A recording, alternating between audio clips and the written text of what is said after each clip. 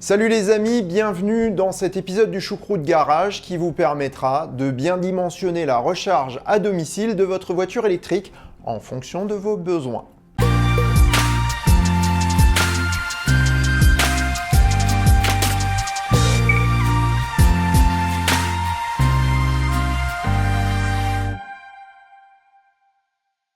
Avant d'entrer dans le vif du sujet, j'aimerais revenir sur l'utilité des abonnements. YouTube est géré par un système informatique tenant énormément compte du nombre d'abonnés. Ce nombre influe directement sur le référencement des vidéos et donc sur les nombres de vues. Si vous vous abonnez et que vous cliquez sur la cloche en cochant toutes les notifications, cela aidera à être prévenu lorsqu'une vidéo sort, mais aussi à faire progresser The Choucroute Garage. La chaîne en a besoin pour perdurer et je vous en remercie d'avance. Ceci étant fait, il est temps de s'occuper de notre problème. S'il y a bien un sujet dont les détracteurs de voitures électriques usent et abusent pour justifier leur immobilisme, c'est bien le sujet de la recharge. Dans les commentaires de plusieurs de mes vidéos, des conservateurs colportent rumeurs et désinformations pour faire aussi peur que possible. J'ignore quel but ils peuvent bien poursuivre et pourquoi ils s'accrochent tant à un système qui les rend otages des pétroliers. Enfin bon, allez comprendre. La première chose à savoir, c'est que dans l'immense majorité des cas, aucune installation spéciale n'est nécessaire pour recharger votre voiture électrique, pas plus qu'un changement d'abonnement électrique. Je m'explique, si vous avez une prise de courant à proximité de votre auto, vous avez de quoi recharger toutes les autos électriques vendues neuves actuellement, de la C0 jusqu'à la Tesla Model X, absolument toutes. Ce sont les premières Zoé et la gamme Renault ZE qui ont popularisé la croyance de l'obligation d'une borne de recharge à domicile. En effet, étant parmi les premiers, Renault a souhaité verrouiller ses clients dans un format propriétaire. Cela fut mal perçu par la clientèle, mais également par le législateur qui voyait dans ce schéma une sérieuse entrave à la libre concurrence. Renault finit par céder en 2014 avec l'introduction de la possibilité de charger les Zoé sur une prise de courant ordinaire de 230 volts. Avant de se lancer dans la technique, faisons comme d'habitude un petit point historique.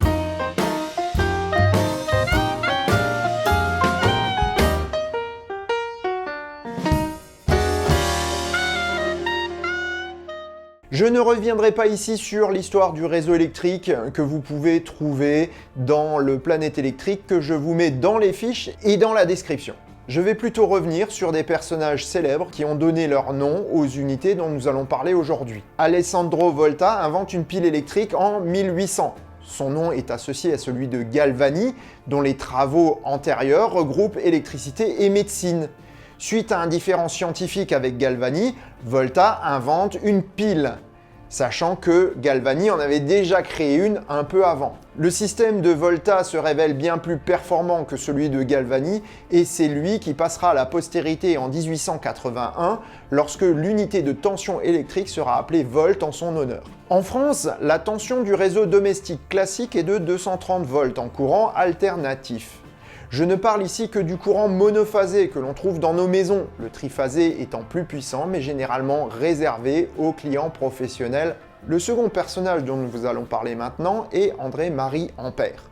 Contemporain de Volta, Ampère est avant tout un touche-à-tout, comme beaucoup de scientifiques à cette époque-là.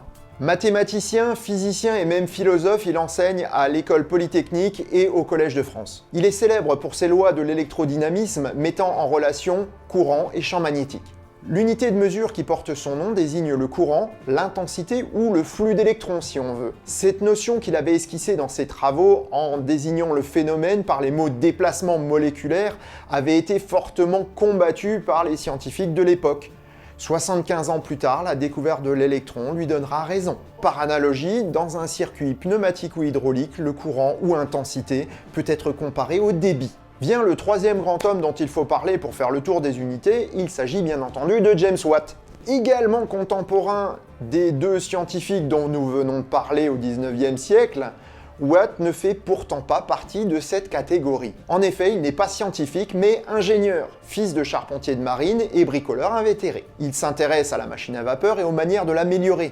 La machine de Watt aura été le point de départ de la révolution industrielle, rien que ça.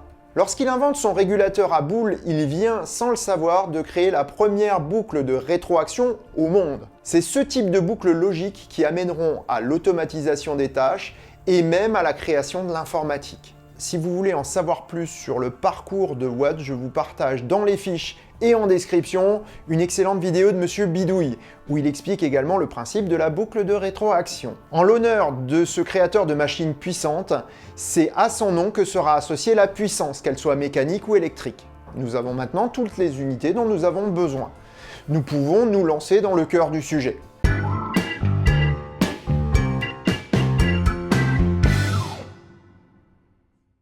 Je ne ferai pas ici la distinction entre habitat collectif ou individuel, je pars du principe que pour dimensionner une recharge, on a bien un point d'arrivée de courant disponible. L'absence de point de recharge sera traitée dans une autre vidéo sur le sujet de la recharge en habitat collectif. Donc, vous avez une auto électrique et vous avez une prise de courant classique. Cette prise fournit de 230 volts en courant alternatif à une intensité maximale de 13 ampères. La puissance, c'est la tension fois l'intensité pour le courant continu. Pour du courant alternatif, on va devoir multiplier par cosinus phi. Phi représente l'angle de déphasage entre la tension et l'intensité pour une installation donnée. Notre prise de courant domestique délivrant donc un tout petit peu plus de 3 kW. Cela signifie que si elle délivre une puissance de 3 kW pendant 1 heure, cela représente une quantité d'énergie de 3 kWh. De la plus économe à la plus gourmande, une voiture électrique consomme entre 10 et 30 kWh pour 100 km. Prenons un exemple avec la Leaf 40. Sa batterie a une capacité utile de 34 kWh et consomme 17,5 kWh au 100 km en moyenne. Sur une prise domestique, il faudra donc un peu plus de 11 heures pour charger l'auto de 0 à 100%. Chaque heure de charge, ce sont 17 km d'autonomie qui s'accumulent dans la batterie. En prenant l'exemple d'une personne qui rentre du travail vers 18 h et qui repart le lendemain matin à 7 h, cela permettra de charger l'auto pendant 13 heures. Soit de quoi parcourir 223 km. Je connais peu de gens qui parcourent autant de kilomètres chaque jour avec leur voiture. Oui, mais ça fonctionnera pas, l'abonnement suivra pas, on va tout faire péter, nous disent les détracteurs. Alors c'est tout à fait faux. Les fournisseurs d'électricité ont pour habitude de mesurer la puissance disponible pour un abonnement en kVA ou kV-ampères. En fait, un kVA correspond à 1 kW. Comme ça simplifie nettement les choses. Au début, j'avais un abonnement de 6 kVA, puisque j'utilisais le gaz naturel pour me chauffer, pour l'eau chaude et la cuisine. Donc, je consommais peu d'électricité. Lorsque ma voiture était en charge, je disposais encore de 3 kW disponibles pour mon usage domestique. Et dans la majorité des cas, ça suffisait largement à mes besoins. Je vous mets ici le tableau des recommandations de puissance pour les installations domestiques. On voit bien que finalement, il n'y a pas besoin d'avoir une grosse installation pour recharger sa voiture. Dans le cas d'une recharge pour une prise domestique, il n'est nullement nécessaire de changer d'abonnement. Ça, c'est pour la majorité des cas. Prenons maintenant le cas d'une personne ayant un usage plus intensif de son auto. Ce qui va compter, ce n'est pas tant la distance moyenne parcourue par jour, mais le maximum dont on aura besoin. Dans mon cas personnel, je peux me satisfaire d'une prise domestique 90% du temps. J'aurais pu résoudre le problème des 10% restants en utilisant des bornes rapides aux alentours. Mais j'ai fait plutôt le choix du confort et surtout que la borne m'avait été offerte en cadeau, j'allais pas la mettre en vitrine. Je ne circule que peu en semaine, mais souvent le samedi soir, nous nous rendons chez des amis qui habitent assez loin et on parcourt régulièrement 200 km un samedi soir avec un retour généralement après minuit. Le dimanche, entre les meetings, les tournages, les rencontres de club, il est fréquent que nous soyons obligés de partir à 7 h du matin pour de grandes distances, et pas forcément dans des endroits où il y a des facilités de recharge. J'ai donc seulement entre 6 et 7 heures pour charger, ce qui n'est pas suffisant pour cet usage spécifique. Sachant qu'avec la consommation de ma Tesla, je charge à 12 km d'autonomie par heure, je ne récupérerai pas la totalité de mon autonomie. Ma borne est une borne Tesla qui permet de charger avec une intensité de 32 ampères en monophasé. Elle délivre donc 7,4 kW, soit un peu plus que ce que permettait mon abonnement. En passant à une puissance de 9 kVA, je retourne presque à la situation précédente avec un prix d'abonnement très légèrement plus cher. Une installation professionnelle de la borne coûtant à l'époque entre 700 et 900 €, la borne coûtant environ 600, le budget était de 1300 à 1500 € qu'il fallait prévoir en 2017 lorsque j'ai fait l'installation. L'avantage est que maintenant, Une charge des 75 kWh de ma batterie prend à peine 10 heures, sans impacter sur mes autres utilisations électriques de la maison. Cela signifie qu'une personne disposant d'une voiture telle qu'un Kia e-Niro ou e-Soul, une Nissan Leaf 62 kWh, une Hyundai Kona ou une Tesla pourra parcourir la totalité de l'autonomie de sa batterie tous les jours. On voit bien que l'installation d'une borne de recharge à domicile n'est utile que si on est gros rouleur de manière habituelle.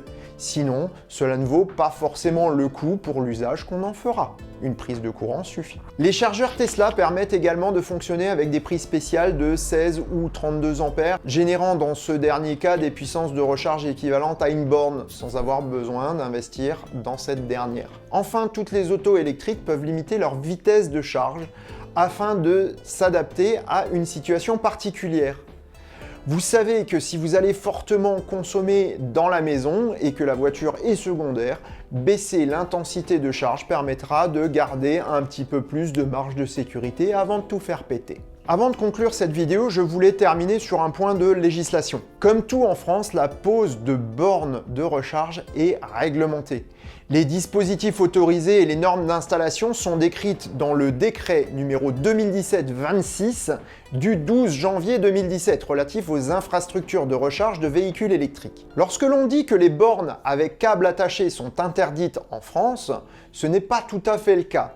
Mais c'est tout comme. L'article 3 du décret normalisant les bornes indique, et j'ouvre les guillemets, dans le cas où le point de recharge est rattaché au point de livraison électrique d'un bâtiment, ce socle de prise ou ce connecteur dispose d'obturateurs de sécurité. Il devient donc techniquement impossible de mettre un câble attaché et un obturateur, ce qui disqualifie toutes les bornes étrangères en France, dont les bornes Tesla. Ce qui explique pourquoi la borne Tesla n'est plus disponible dans le Tesla Store France. Selon certains industriels de premier plan dans la filière française, producteurs et revendeurs de bornes que j'ai pu contacter, cet article devrait être modifié en juillet prochain pour se conformer aux bonnes règles de la concurrence et surtout à la norme européenne. En guise de conclusion, avant de vous laisser effrayer par des oiseaux de mauvais augure, prenez les informations réelles, faites vos calculs et vous verrez que dans la plupart des cas, nul besoin de changer d'abonnement ou d'installation.